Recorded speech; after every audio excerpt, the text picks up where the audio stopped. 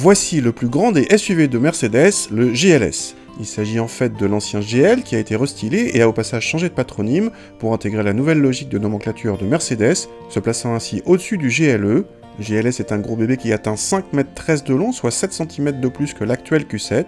C'est le plus gros des SUV actuels, mis à part le Range Rover à empattement allongé. Le GLS se veut le plus luxueux des SUV de Mercedes, aussi n'embarque-t-il que des 6 ou 8 cylindres, d'office associés à la transmission intégrale. Notre GLS 500 impose quant à lui la finition exécutive. L'intérieur est un morceau de choix, avec ici en plus une sellerie optionnelle matelassée facturée plus de 5 000 €.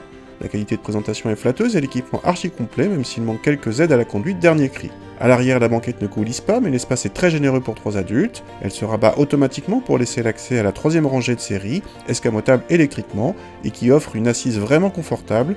Le coffre reste sous les 600 cm3 en configuration 5 places, bien dans l'absolu, mais décevant vu le gabarit.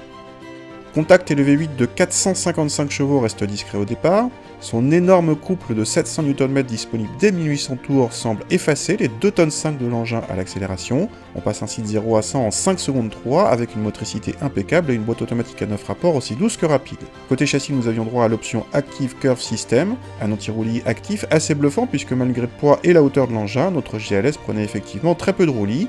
Pas de quoi le comparer à une ballerine, mais vu le gabarit, ce GLS est surprenant d'agilité. Le tout dans un confort remarquable malgré nos roues de 21 pouces.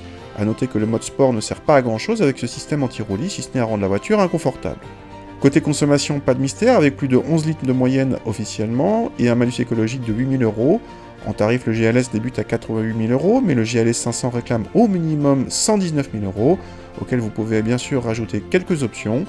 Son plus proche rival n'est autre que l'Audi SQ7 qui, avec son V8 diesel, s'avère nettement plus sobre que ce GLS 500, mais aussi plus véloce et moins cher.